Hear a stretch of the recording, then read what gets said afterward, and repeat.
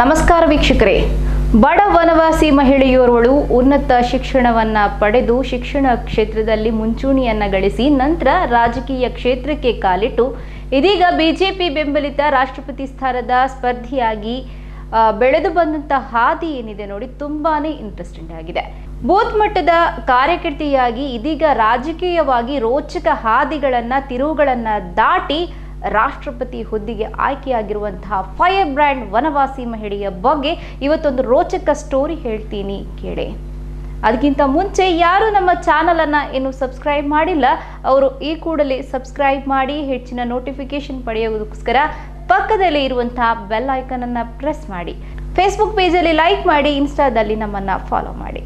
ಸಂಘರ್ಷದ ಮುಖೇನ ಬದುಕು ಕಟ್ಟಿಕೊಂಡು ಏಕಾಂಗಿಯಾಗಿ ಆಲದ ಮರದ ರೀತಿ ರಾಜಕೀಯದಲ್ಲಿ ಬೆಳೆದು ನಿಂತ ಫೈರ್ ಬ್ರ್ಯಾಂಡ್ ವನವಾಸಿ ಮಹಿಳೆ ಬೇರಾರೂ ಅಲ್ಲ, ದ್ರೌಪದಿ ಮುರ್ಮು.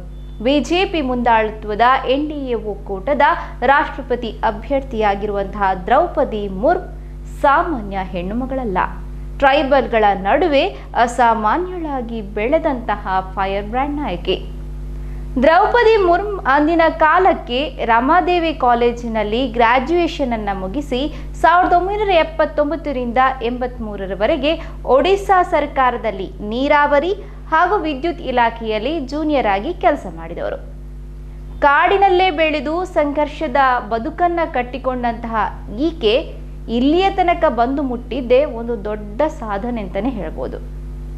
ಆದರೆ ಸಿಕ್ಕ ಕೆಲಸದಿಂದ ತಾನು ನೆಮ್ಮದಿಯಾಗಿ ಬದುಕಬಹುದೇ ಹೊರತು ತನ್ನ ಸಮುದಾಯವಲ್ಲ ಎನ್ನುವ ಸತ್ಯವನ್ನ ಬಹಳ ಬೇಗನೆ ಇವರು ಅರ್ಥಕೊಂಡ್ರು.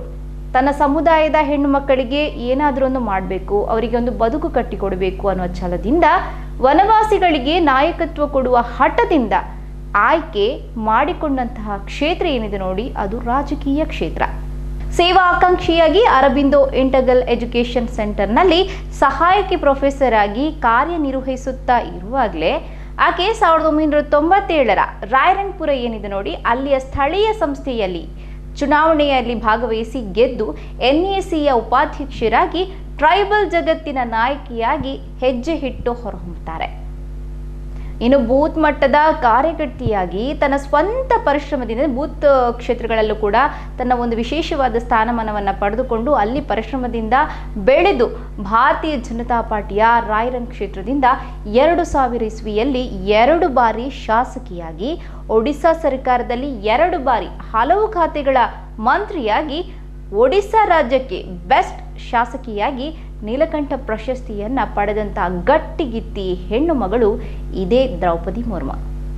ಭಾರತೀಯ ಜನತಾ ಪಾರ್ಟಿಯ ಎಸ್ಟಿ ಮೋರ್ಚಾದ ರಾಷ್ಟ್ರೀಯ ಕಾರ್ಯಕಾರಿ ಸಮಿತಿಯ ಸದಸ್ಯರಾಗಿ 2002, 2006ರವರೆಗೆ, ಅದೇ ರೀತಿ 2006ರಿಂದ 2009ರವರೆಗೆ ಒಡಿಶಾದ ಎಸ್ಟಿ ಮೋರ್ಚಾದ ಅಧ್ಯಕ್ಷೆಯಾಗಿ, 13ರಿಂದ 15ರವರೆಗೆ ಎಸ್ಟಿ ಮೋರ್ಚಾದ ರಾಷ್ಟ್ರೀಯ ಕಾರ್ಯಕಾರಿ ಸಮಿತಿಯ ಸದಸ್ಯರಾಗಿ ಒಡಿಶಾದಾದ್ಯಂತ ಪ್ರವಾಸವನ್ನ ಮಾಡಿ ಪಕ್ಷವನ್ನ ಸಂಘಟಿಸ್ತಾರೆ. ಜಾರ್ಖಂಡ್ ರಾಜ್ಯದ ನಂತರ ಮೊದಲ ಮಹಿಳಾ ಗವರ್ನರ್ ಆಗಿ ಇವರು ಹೊರಹೊಮ್ಮುತ್ತಾರೆ. ಸಾಮಾಜಿಕವಾಗಿ, ರಾಜಕೀಯವಾಗಿ ತನ್ನನ್ನು ವಿಶೇಷ ರೀತಿಯಲ್ಲಿ ಗುರುತಿಸಿಕೊಂಡಂತಹ ದ್ರೌಪದಿಯವರು ಅತ್ಯಂತ ಶ್ರೇಷ್ಠತೆಯ ಎತ್ತರಕ್ಕೆ ಬೆರೆದಿರುವಂತಹ ಒಂದು ಸ್ವಂತ ಶಕ್ತಿಯ ಆಧಾರದ ಮೇಲೆ ಬೆಳೆದಂತಹ ಒಂದು ವ್ಯಕ್ತಿ. ಇವರು ಇನ್ನು ಮುಂದಿನ ದಿನಗಳಲ್ಲಿ ಭಾರತದ ರಾಷ್ಟ್ರಪತಿಯಾಗಬಲ್ಲರೇ ಎಂಬ ಪ್ರಶ್ನೆ ಏನಿದೆ, ನಿರೀಕ್ಷೆ ಏನಿದೆ, ನಮಗೂ ನಿಮಗೂ ಅಲ್ಲದೆ ಇಡೀ ದೇಶಕ್ಕೆ ಇದೆ. ಅದನ್ನ ಕಾದು ಕುಳಿತು ನೋಡಲೇಬೇಕಾಗಿದೆ. ದ್ರೌಪದಿ ಮುರ್ಮು ಅವರ ಜನ್ಮದ ಹಿನ್ನೆಲೆ ಆಗಿರ್ಬೋದು, ಅವರ ಈ ಹಿಂದಿನ ವಿದ್ಯಾಭ್ಯಾಸದ ಬಗ್ಗೆ ನಾವು ತಿಳ್ಕೊಳ್ಳೋಣ. ಜೂನ್ 20, 1958ರಲ್ಲಿ ಅವರು ಜನಿಸ್ತಾರೆ. ನಂತರ ಪಂಚಾಯತ್ ರಾಜ್ ವ್ಯವಸ್ಥೆಯಿಂದ ಉದ್ಯೋಗದಲ್ಲಿರುವಂತಹ ಗ್ರಾಮದ ಮುಖ್ಯಸ್ಥರ ಕುಟುಂಬದಿಂದ ಇವರು ಬಂದವರು. ಇವರ ತಂದೆಯ ಅಜ್ಜ ಏನಿದ್ದಾರೆ ಬಿರಂಚಿ ನಾರಾಯಣ ತುಡು ಅವರು ಮಯೂರ್ಭಂಜ್ ಪ್ರದೇಶದ ಸ್ಥಳೀಯರಾಗಿದ್ದವರು. ಅಷ್ಟು ಮಾತ್ರ ಅಲ್ಲ, ಬೈದಪೋಸಿ ಗ್ರಾಮದಲ್ಲಿ ಇವರು ವಾಸ ಮಾಡ್ತಾ ಇದ್ರು. ಇವರ ಜೀವನ ದ್ರೌಪದಿಯವರ ಜೀವನ ಏನಿದೆ ನೋಡಿ, ಬಹಳನೇ ಸವಾಲಿನ ಜೀವನವಾಗಿತ್ತು. ಸಾಕಷ್ಟು ಅಡೆತಡೆಗಳಿಂದ ತುಂಬಿತ್ತು. ಏಕೆಂದ್ರೆ ಅವಳು ಬಂದವಳು ಬುಡಕಟ್ಟು ಮಹಿಳೆ. ಸಮಾಜದ ದಬ್ಬಾಳಿಕೆಗೆ ಅವಳು ಹೋರಾಡಲೇಬೇಕು. ಅಷ್ಟು ಮಾತ್ರ ಅಲ್ಲ, ಅವಳು ವೈಯಕ್ತಿಕ ದುರಂತ ಮತ್ತು ಹಿನ್ನಡೆಗಳ ಸರಮಾಲೆಯನ್ನ ಸಹಿಸಿಕೊಳ್ಳಲೇಬೇಕು. ರಾಜ್ಯ ಮಟ್ಟದಲ್ಲಿ ರಾಜಕೀಯದಲ್ಲಿ ತೊಡಗಿಸಿಕೊಳ್ಳುವುದೇನೆಂದರೆ ಸುಲಭ ಅಲ್ಲ. ಅದಕ್ಕಾಗಿ ಆಕೆ ಮೊದಲು ಸ್ವಲ್ಪ ಕಾಲ ಶಿಕ್ಷಕಿಯಾಗಿ ಕೆಲಸ ಮಾಡ್ತಾರೆ. 1997ರಲ್ಲಿ ನೋಡಿ ಇವರಿಗೊಂದು ದಾರಿ ಕಾಣುತ್ತೆ. ಭಾರತೀಯ ಜನತಾ ಪಕ್ಷಕ್ಕೆ ಸೇರಿಕೊಳ್ಳುವಂತ ಅವಕಾಶ ಸಿಗುತ್ತೆ. ಜಾರ್ಖಂಡ್ನ ರಾಜ್ಯಪಾಲ ಹುದ್ದೆಯನ್ನ ಅಲಂಕರಿಸಿ ಇವರು ನಂತರ ದಿನಗಳಲ್ಲಿ ಇವರು ಮೊದಲ ಮಹಿಳೆಯಾಗಿ ಹೆಸರು ಪಡಿತಾರೆ. ಅಷ್ಟು ಮಾತ್ರ ಅಲ್ಲ, ಬುಡಕಟ್ಟು ಮುಖ್ಯಸ್ಥರಾಗಿ ಅಲ್ಲಿಯ ಒಂದು ವಿಶಿಷ್ಟ ಸ್ಥಾನವನ್ನ ಪಡೆದಂತಹ ಮೊದಲ ಭಾರತೀಯ ಮಹಿಳೆ ಎಂಬ ಹೆಗ್ಗಳಿಕೆಯನ್ನು ಗಳಿಸ್ತಾರೆ. ಇನ್ನು ಇವರ ವೈವಾಹಿಕ ಜೀವನದ ಬಗ್ಗೆ ನಾವು ತಿಳ್ಕೊಳ್ಳೋದಾದ್ರೆ 2014ರಲ್ಲಿ ಇವರು ಬ್ಯಾಂಕ್ ಅಧಿಕಾರಿಯಾದಂತಹ ಶ್ಯಾಮ್ ಚರಣ್ ಮುರ್ಮು ಅವರನ್ನ ವಿವಾಹ ಆಗಿದ್ದಾರೆ. ಅಷ್ಟು ಮಾತ್ರ ಅಲ್ಲ, ಇವರಿಗೆ 2 ಗಂಡು ಮಕ್ಕಳು. ಅವರಲ್ಲಿ ಒಬ್ಬರು ಲಕ್ಷ್ಮಣ್ ಮುರ್ಮು 2013ರಲ್ಲಿ ಯಾವುದೋ ಒಂದು ಆಘಾತದಲ್ಲಿ ನಿಧನರಾಗಿರ್ತಾರೆ. ನಂತರ ಇವರ ಮತ್ತೊಬ್ಬ ಮಗನನ್ನು ಸಹ ಕಳ್ಕೊಳ್ತಾರೆ. ಈ 2 ಹುಡುಗರ ಸಾವಿನಿಂದ ನೋಡಿ ದ್ರೌಪದಿಯವರ ಮಾನಸಿಕ ಖಿನ್ನತೆ ಏನು ತಗ್ಗಿಕೊಳ್ಳುತ್ತೆ. ಅವರು ಈ ಬಗ್ಗೆ ಸಂದರ್ಶನ ಒಂದರಲ್ಲಿ ಕೂಡ ಹೇಳ್ತಾರೆ. ಬಿರಂಚಿ ನಾರಾಯಣ ದುಡು ಅನ್ನುವ ಅವರ ತಂದೆ ಏನಿದ್ದಾರೆ ನೋಡಿ, ಅವರೊಬ್ಬರು ಪ್ರಸಿದ್ಧ ರೈತ. ಆಕೆಯ ಪೋಷಕರು ಮತ್ತು ಅವಳ ಅಜ್ಜಿಯರು ಕೂಡ ಸಮುದಾಯದಲ್ಲಿ ಮುಖ್ಯಸ್ಥರ ಸ್ಥಾನವನ್ನು ಹೊಂದಿದವರು. ಸಹೋದರರಾದಂಥ ಭಗತ್ ತುಡು ಮತ್ತು ಸರಣಿ ತುಡು ಅವರು ಕೂಡ ವಿಶಿಷ್ಟ ಸ್ಥಾನವನ್ನು ಪಡೆದುಕೊಂಡವರು. ದ್ರೌಪದಿ ಮುರ್ಮು ಅವರ ಸಾಧನೆ ಬಗ್ಗೆ ನೋಡೋದಾದ್ರೆ, ಇವರು ಒಡಿಶಾದ ರಾಯರಂಗ್ಪುರ ಜಿಲ್ಲೆಗೆ ಕೌನ್ಸಿಲರ್ ಆಗಿ ಆಯ್ಕೆಯಾಗ್ತಾರೆ 1997ನೇ ವರ್ಷದಲ್ಲಿ. ನಂತರ ರಾಜಕೀಯ ವೃತ್ತಿ ಜೀವನವನ್ನ ಪ್ರಾರಂಭಿಸಿದಂತಹ ಮೊದಲ ಹೆಜ್ಜೆ ಕೂಡ ಇದಾಗಿ ಗುರುತಿಸಿಕೊಳ್ಳುತ್ತೆ. ಅದೇ ವರ್ಷದಲ್ಲಿ ಅವರು ರಾಯರಂಗ್ಪುರದ ಉಪಾಧ್ಯಕ್ಷರಾಗಿ ಕೂಡ ಬರ್ತಾರೆ. ಅಲ್ಲಿ ಆಕೆಯ ಅಧಿಕಾರಾವಧಿ 1 ವರ್ಷ. 2004ರಲ್ಲಿ ರಾಯರಂಗಪುರದಲ್ಲಿ ನಡೆದಂತಹ ಚುನಾವಣೆಯಲ್ಲೂ ಕೂಡ ಮತ್ತೆ ಅವರು ಜಯಗಳಿಸ್ತಾರೆ. ಬಿಜೆಪಿಯಲ್ಲಿ ಸಚಿವ ಸ್ಥಾನಕ್ಕೆ ಅವರು ಆಯ್ಕೆಯಾಗ್ತಾರೆ. 2000 ಇಸ್ವಿಯಲ್ಲಿ ಸಾರಿಗೆ, ವ್ಯಾಪಾರ, ಮೀನುಗಾರಿಕೆ ಮತ್ತು ಪಶುಸಂಗೋಪನೆ ಇಲಾಖೆಯಲ್ಲಿ ಕೆಲಸ ಮಾಡಲು ಪ್ರಾರಂಭ ಮಾಡ್ತಾರೆ. ಅದೇ ರೀತಿ 2004ರವರೆಗೆ ಕೂಡ ಈ ಕೆಲಸವನ್ನ ನಿರ್ವಹಿಸ್ತಾರೆ. ಅಷ್ಟು ಮಾತ್ರ ಅಲ್ಲ, 2004ರಲ್ಲಿ ವಿಧಾನಸಭಾ ಚುನಾವಣೆಯಲ್ಲಿ ಕೂಡ ಭಾಗವಹಿಸಿ ವಿಜಯಿ ಕೂಡ ಆಗ್ತಾರೆ. ಈ ಸಂದರ್ಭ ಏನು, ರಾಯರಂಗಪುರ ಕ್ಷೇತ್ರದಲ್ಲಿ ಬಿಜೆಪಿಯನ್ನ ಪ್ರತಿನಿಧಿಸಲಿಕ್ಕೆ ಅವರು ವಿಶೇಷವಾಗಿ ಆಯ್ಕೆಯನ್ನ ಪಡ್ಕೊಳ್ತಾರೆ. 2006ರಲ್ಲಿ ಬಿಜೆಪಿ ಪರಿಶಿಷ್ಟ ಪಂಗಡ ಮೋರ್ಚಾದ ರಾಜ್ಯಾಧ್ಯಕ್ಷರಾಗಿ ಹಾಗೂ ಮಯೂರ್ಭಂಜ್ನಲ್ಲಿ ಬಿಜೆಪಿಯ ಜಿಲ್ಲಾಧ್ಯಕ್ಷರಾಗಿ ಕಾರ್ಯನಿರ್ವಹಿಸಲು ಚುನಾವಣೆಯಲ್ಲಿ ಗೆಲ್ತಾರೆ. 2006 ಮತ್ತು 2009ರ ನಡುವೆ ಅವರು ಈ ಸ್ಥಾನವನ್ನ ಪಡ್ಕೊಳ್ತಾರೆ. ನಂತರ ಮೇ 2015ರಲ್ಲಿ ಜಾರ್ಖಂಡ್ನ 9ನೇ ಗವರ್ನರ್ ಆಗಿ ಮೊದಲ ಮಹಿಳೆ ಎಂಬ ಹೆಗ್ಗಳಿಕೆಯನ್ನ ಪಡೆದು ಸೇವೆ ಸಲ್ಲಿಸಲು ಇವರು ಆಯ್ಕೆಯಾಗ್ತಾರೆ. 2021ರವರೆಗೆ ಕೂಡ ಈ ಸ್ಥಾನದಲ್ಲಿ ಅವರು ಇರ್ತಾರೆ. ನಂತರ ದಿನಗಳಲ್ಲಿ 2022ರ ಚುನಾವಣೆಯಲ್ಲಿ ನೋಡಿ ಭಾರತದ ರಾಷ್ಟ್ರಪತಿ ಹುದ್ದೆಗೆ ಸ್ಪರ್ಧಿಸಲಿಕ್ಕೋಸ್ಕರ ಭಾರತೀಯ ಜನತಾ ಪಕ್ಷದ ನಾಮನಿರ್ದೇಶನದೊಂದಿಗೆ ಇವರನ್ನ ಆಯ್ಕೆ ಮಾಡುತ್ತೆ. ಜೂನ್ 21, 2022ರಂದು ರಾಷ್ಟ್ರೀಯ ಪ್ರಜಾಸತ್ತಾತ್ಮಕ ಒಕ್ಕೂಟ ಶ್ರೀಮತಿ ದ್ರೌಪದಿಯವರನ್ನ ಆಯ್ಕೆ ಮಾಡುವಂತೆ ಭಾರತದ ಪ್ರಧಾನಮಂತ್ರಿ ನರೇಂದ್ರ ಮೋದಿಯವರನ್ನ ಕೇಳ್ಕೊಳ್ಳುತ್ತೆ. ಅವರು ಕಾಳಜಿಯುಳ್ಳ ಭಾರತೀಯ ಸಮಾಜವನ್ನ ಕಲ್ಪಿಸಿಕೊಂಡಂತಹ ವ್ಯಕ್ತಿಯಾಗಿದ್ದ ಕಾರಣ ದ್ರೌಪದಿಯವರನ್ನ ಆಯ್ಕೆ ಮಾಡ್ತಾರೆ. ಅಷ್ಟು ಮಾತ್ರ ಅಲ್ಲ, ದ್ರೌಪದಿಯವರು 2022ರ ಮುಂದಿನ ಅಧ್ಯಕ್ಷೀಯ ಚುನಾವಣೆಗೂ ಕೂಡ ಅಭ್ಯರ್ಥಿಯಾಗುವಂತಹ ಸೂಚನೆ ಕೂಡ ಇದೆ.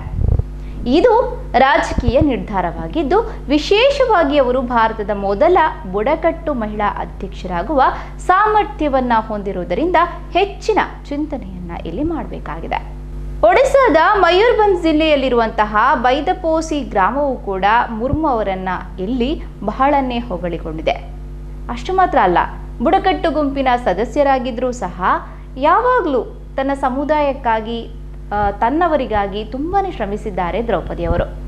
ಇದು ಅವರ ದೊಡ್ಡ ಸಾಧನೆಗೆ ಒಂದು ಮನ್ನಣೆ ಸಿಕ್ಕಿದಂತೆ ಅಂದರೆ ತಪ್ಪಾಗಲಾರದು. ಅಷ್ಟು ಮಾತ್ರ ಅಲ್ಲ, ಒಡಿಶಾ ಶಾಸಕಾಂಗ ಸಭೆಯ ಸದಸ್ಯರಾಗಿದ್ರು. ಅವರ ವೃತ್ತಿ ಜೀವನದ ಉದ್ದಕ್ಕೂ ಕೂಡ ಜಾರ್ಖಂಡ್ ರಾಜ್ಯದ ಗವರ್ನರ್ ಆಗಿ ಸೇವೆ ಸಲ್ಲಿಸಿ ಅಲ್ಲಿಯ ಅಭಿವೃದ್ಧಿಗೆ ಶ್ರಮಿಸಿದವರು. ದ್ರೌಪದಿಯವರು ಭಾರತೀಯ ಜನತಾ ಪಕ್ಷದ ಆರಂಭದಿಂದಲೂ ಕೂಡ ಓರ್ವ ಸದಸ್ಯೆಯಾಗಿ ಬಹಳಷ್ಟು ದುಡಿದಿದ್ದಾರೆ. 2022ರಲ್ಲಿ ಇವರಿಗೆ ನ್ಯಾಷನಲ್ ಡೆಮೊಕ್ರೆಟಿಕ್ ಅಲಯನ್ಸ್ನ ಅಧ್ಯಕ್ಷೀಯ ಚುನಾವಣಾ ಪ್ರಚಾರಕ್ಕಾಗಿ ಭಾರತೀಯ ಜನತಾ ಪಕ್ಷದ ಅಧಿಕೃತ ಅಭ್ಯರ್ಥಿಯಾಗಿ ಘೋಷಣೆಯಾಗ್ತಾರೆ. ಇತ್ತೀಚೆಗೆ ಬಿಜೆಪಿಯ ಸಂಸದೀಯ ಮಂಡಳಿ ಕೂಡ ಸಭೆಯಲ್ಲಿ ಅಂದರೆ ಸಂಸದೀಯ ಮಂಡಳಿಯ ಸಭೆಯಲ್ಲಿ ಎನ್ಡಿಎ ಇದನ್ನ ಇತ್ಯರ್ಥ ಕೂಡ ಮಾಡಿತ್ತು. ಸಾಮಾಜಿಕ ನ್ಯಾಯದ ಭರವಸೆಯನ್ನ ಮತ್ತಷ್ಟು ಗಟ್ಟಿಗೊಳಿಸಿ ಪ್ರಜಾಪ್ರಭುತ್ವ ಹಾಗೂ ಸಂವಿಧಾನದ ಆಶಯಗಳನ್ನು ಪರಿಪೂರ್ಣಗೊಳಿಸುವತ್ತ ಕಟ್ಟಕಡೆಯ ವ್ಯಕ್ತಿಯು ದೇಶದ ಸರ್ವಶ್ರೇಷ್ಠ ಹುದ್ದೆಯನ್ನ ಅಲಂಕರಿಸಬಹುದು ಅಂತ ಹೇಳಿ ಜಗತ್ತಿಗೆ ತೋರಿಸುವ ಮೂಲಕ ಭಾರತ ಎಂದಿಗೂ ಒಂದು ಸರ್ವಶ್ರೇಷ್ಠ ರಾಷ್ಟ್ರ ಅನ್ನೋದನ್ನ ಮತ್ತೆ ಸಾಬೀತುಪಡಿಸಿದೆ. ಬಡ ವನವಾಸಿ ಮಹಿಳೆಯೊರಳು ಉನ್ನತ ಶಿಕ್ಷಣವನ್ನ ಪಡೆದು ಅಸಿಸ್ಟೆಂಟ್ ಪ್ರೊಫೆಸರ್ ಆಗಿ ಮುಂದೆ ರಾಜಕೀಯ ಕ್ಷೇತ್ರದಲ್ಲೂ ಕೂಡ ಸಾಕಷ್ಟು ಹೆಸರನ್ನ ಗಳಿಸಿ ಬಿಜೆಪಿ ಪಕ್ಷವನ್ನ ಸೇರಿ ಜಾರ್ಖಂಡ್ನ ರಾಜ್ಯಪಾಲರಾಗಿ ಮೊದಲ ಮಹಿಳೆ ಎಂಬ ಹೆಸರನ್ನ ಪಡೆದು ಈಗ ಬಿಜೆಪಿ ಬೆಂಬಲಿತ ರಾಷ್ಟ್ರಪತಿ ಸ್ಥಾನಕ್ಕೆ ಸ್ಪರ್ಧಿಸುತ್ತಿರುವುದು ನಿಜವಾಗ್ಲೂ ಕೂಡ ಬಹಳ ಹೆಮ್ಮೆಯ ವಿಚಾರ. ಅಂತೂ ಇಂತೂ ಕೊನೆಯದಾಗಿ ಇಷ್ಟೇ ಹೇಳೋದು, ಬುಡಕಟ್ಟು ಜನಾಂಗದಿಂದ ಬಂದಂತಹ ಓರ್ವ ಮಹಿಳೆ ಏನಿದ್ದಾಳೆ ಇವತ್ತು ರಾಷ್ಟ್ರಪತಿ ಹುದ್ದೆಗೆ ಆಯ್ಕೆಯಾದರೆ ನಿಜವಾಗ್ಲೂ ಭಾರತ ಸುದೃಢ ಸಮೃದ್ಧಿ ದೇಶ ಆಗಲಿಕ್ಕೆ ನಿಜವಾಗ್ಲೂ ಕೂಡ ಹೆಮ್ಮೆ ಪಡುತ್ತೆ. ಹಾಗಾಗಿ ದ್ರೌಪದಿ ಮುರ್ಮು ಅವರು ರಾಷ್ಟ್ರಪತಿಯಾದರೆ ಬಹಳ ಉತ್ತಮ ಎನ್ನುವುದು ನನ್ನ ಕೂಡ ಒಂದು ಉತ್ತರವಾಗಿದೆ. ಖಂಡಿತವಾಗಲೂ ಈ ವಿಷಯ ನಿಮಗೆ ಇಷ್ಟವಾಗಿದ್ದಲ್ಲಿ ನಮ್ಮ ನ್ಯೂಸ್ ಸುದ್ದಿ ಚಾನಲನ್ನು ಸಬ್ಸ್ಕ್ರೈಬ್ ಮಾಡಿ, ಪಕ್ಕದಲ್ಲೇ ಇರುವಂತಹ ಲೈಕ್ ಬಟನ್ ಕೂಡ ಇದೆ, ಅದೇ ರೀತಿ ಬೆಲ್ ಐಕಾನನ್ನು ಪ್ರೆಸ್ ಮಾಡಿ. ಈ ಹಿಂದಿನ ನೋಟಿಫಿಕೇಷನ್ ಅದೇ ರೀತಿ ಮುಂದೆ ಹಾಕುವಂಥ ಹೊಸ ನೋಟಿಫಿಕೇಷನ್ ಏನಿದೆ ಖಂಡಿತವಾಗಲೂ ನೀವು ಪಡೆಯಬಹುದು. ಅಷ್ಟು ಮಾತ್ರ ಅಲ್ಲ, ಈ ವಿಚಾರದ ಬಗ್ಗೆ ದ್ರೌಪದಿ ಮುರ್ಮು ಅವರು ರಾಷ್ಟ್ರಪತಿಯಾದರೆ ಉತ್ತಮವೇ ಎನ್ನುವ ವಿಚಾರದ ಬಗ್ಗೆ ನೀವು ಕೂಡ ಕಮೆಂಟ್ ಬಾಕ್ಸ್ನಲ್ಲಿ ನಮಗೆ ತಿಳಿಸ್ಬೋದು ಅಂತ ಹೇಳಿ ಕೇಳ್ಕೊಳುತ್ತಾ, ಫೇಸ್ಬುಕ್ ಪೇಜ್ ಲೈಕ್ ಮಾಡಿ, ಇನ್ಸ್ಟಾದಲ್ಲಿ ಫಾಲೋ ಮಾಡಿ. ಧನ್ಯವಾದಗಳು.